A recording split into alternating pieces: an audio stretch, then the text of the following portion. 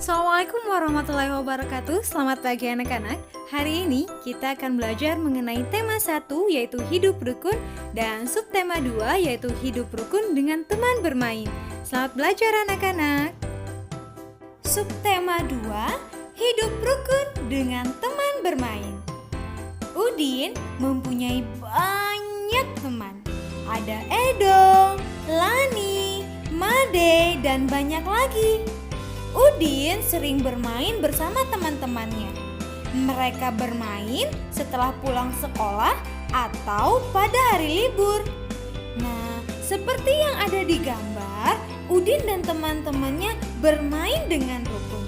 Ustazah harap anak-anak Ustazah juga begitu ya. Sekarang, mari kita perhatikan apakah teman-teman Udin bermain dengan rukun? Oh, ternyata ada teman-teman Udin yang bermain dengan rukun dan ada juga yang tidak. Mari kita beri tanda centang untuk gambar yang menunjukkan sikap rukun dan kita beri tanda silang untuk gambar yang menunjukkan sikap tidak rukun. Yang menunjukkan sikap rukun ada 1, 2, 3. Sedangkan yang menunjukkan sikap tidak rukun ada 1, 2. Ustazah, kok 2 gambar itu nggak dikasih centang sih? 2 gambar itu merupakan contoh pertemanan yang tidak rukun, nak. Yang satu, ada gambar yang sedang berebut ayunan. Yang satu lagi, ada gambar yang sedang menertawakan temannya yang terjatuh. Padahal, jika ada teman yang terjatuh, kita tidak boleh menertawakannya. Harusnya kita membantu teman yang sedang terjatuh itu. Ayo kita amati percakapan antara Udin dan teman-temannya. Udin berkata, Made, ayo bermain kelereng di lapangan. Kemudian Made menjawab, Ayo Din, aku mengambil kelerengku terlebih dahulu. Setelah Made mengambil kelerengnya, mereka bermain dengan riang gembira. Setelah selesai pun, Made mengingatkan untuk merapikan dan menjaga kebersihan. Setelah bermain, mari kita rapikan tempatnya untuk menjaga kebersihan. Dalam percakapan, Udin dan teman-temannya memuat beberapa kalimat ajakan. Di antaranya adalah 1. Ayo kita bermain kelereng di lapangan. 2. Mari kita rapikan tempatnya untuk menjaga kebersihan. Masih ingat dong apa ciri-ciri kalimat ajakan? Saza ingatkan lagi ya. Ciri-ciri kalimat ajakan adalah 1. Selalu memuat kata ayo ataupun mari. Yang kedua, selalu diakhiri dengan tanda seru. Jadi yang dikatakan Udin ataupun Made adalah kalimat ajakan. Bisa dimengerti ya nak ya? Kembali pada cerita Udin dan Made. Setelah selesai bermain kelereng, mereka menghitung jumlah kelereng mereka. Ayo sama-sama kita bantu menghitung kelereng Udin dan Made. Tapi itu kelerengnya kecil banget. Susah buat hitungnya, Ustazah. Kita tidak perlu menghitungnya satu persatu. Karena kelereng tersebut sudah dikelompokkan dalam kantong plastik. Satu kantong plastik berisi 10 kelereng. Jadi kita tinggal menghitung ada berapa kantong plastik yang berisi kelereng. Kita mulai dari kelompok yang pertama. Kira-kira ada berapa kelereng ya di sana? Ada 1, 2, 3, 4, 5, 6, 7, 8, 9, 10. Ada 10 kantong kelereng, berarti ada 10 puluhan yang artinya ada 100 kelereng di kelompok pertama. Kemudian kita hitung kembali kelereng yang ada di kelompok kedua. Ada berapa ya? 1, 2, 3, 4, 5, 6, 7, 8. Ada 8 kantong kelereng, artinya ada 8 puluhan, yang artinya ada 80 kelereng. kita hitung lagi kelompok kelereng yang terakhir. Tetapi karena kelereng ini tidak dikelompokkan ke dalam kantong plastik, berarti kelereng tersebut masih bersifat satuan. Dan di sana ada 3 buah kelereng. Langkah terakhir yaitu kita tinggal menambahkan ratusan, puluhan, dan juga satuannya. 100 ditambah 80 adalah 180, ditambah lagi 3. Berarti ada 183 kelereng yang dimiliki Udin. Nah, anak-anak Ustazah sudah mengerti dong bagaimana cara kita menghitung kelereng Udin tadi? Sekarang, mari kita praktekkan lagi untuk menghitung berapa jumlah kelereng yang dimiliki Made. Ustazah, saya ingin mencoba menghitungnya. Kelompok pertama ada 100 kelereng, kelompok kedua ada 60 kelereng, dan kelompok ketiga ada 7 kelereng. 100 ditambah 60 ditambah 7 berarti ada 167 kelereng, Ustazah. Wah, betul sekali. Anak-anak Ustazah memang pinter. Berarti Udin memiliki 183 kelereng dan Made memiliki 167 kelereng. Sekarang, mari kita bandingkan manakah kelereng yang lebih banyak? Apakah milik Udin atau milik Made? Lebih banyak milik Udin, Ustazah. Betul sekali, kelereng milik Udin lebih banyak daripada milik Made. Atau bisa kita tulis 183 lebih dari 167. Atau kita juga bisa menggunakan simbol seperti ini. Artinya juga sama ya nak, bisa dibaca dengan 183 lebih dari 167. Hanya saja jika kita menuliskan simbol tersebut akan lebih singkat. Sekarang, mari kita hitung ada berapa banyak pulpen yang ada di gambar.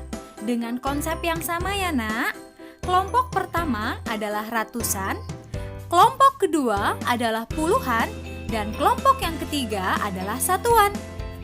Saya akan coba menghitung yang di atas. Kelompok pertama ada 200 pulpen, kelompok kedua ada 70, dan kelompok ketiga ada 8 pulpen. Berarti ada 278 pulpen. Sekarang, mari kita hitung sama-sama pulpen yang ada di bawah.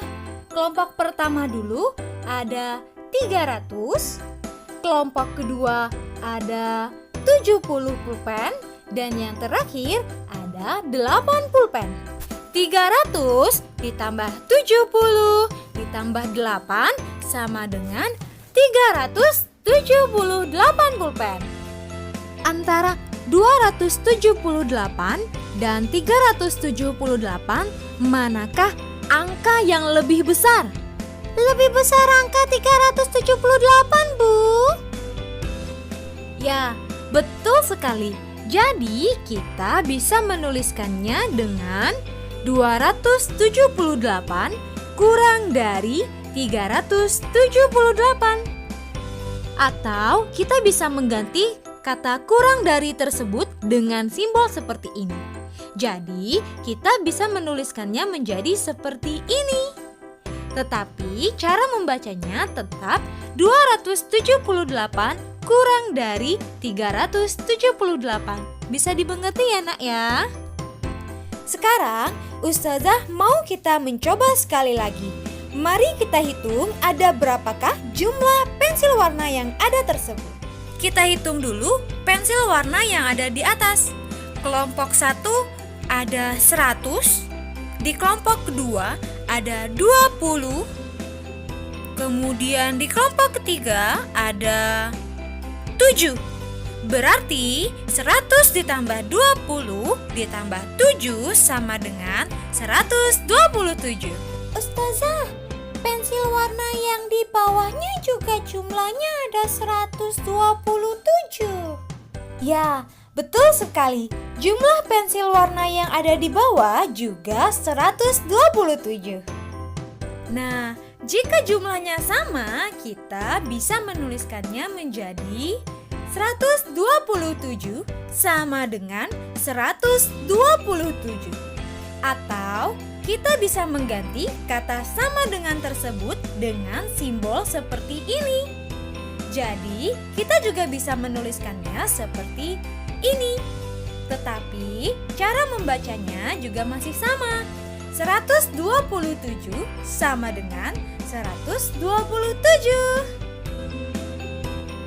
Tapi Ustazah, susah buat bedain mana simbol yang lebih dari, mana simbol yang kurang dari. Simbolnya hampir mirip, Ustazah. Hampir mirip bukan berarti sama ya, Nak. Kita tetap harus bisa membedakannya. Jika sulit untuk membedakan, kita bisa memberi atau membayangkan angka 1 di depan simbol. Seperti, wah, simbol lebih darinya kayak huruf B ya Ustazah. Sedangkan simbol kurang darinya kayak huruf K Ustazah. betul sekali. Simbol lebih dari berubah menjadi huruf B dan kurang dari berubah menjadi K. B melambangkan besar, sedangkan K melambangkan kecil. Jadi, Ustazah harap anak-anak Ustazah sudah bisa membedakan mana simbol lebih dari dan mana simbol kurang dari. Sekarang, ayo kita kerjakan sama-sama. Ustazah Ayu kasih waktu 10 detik ya.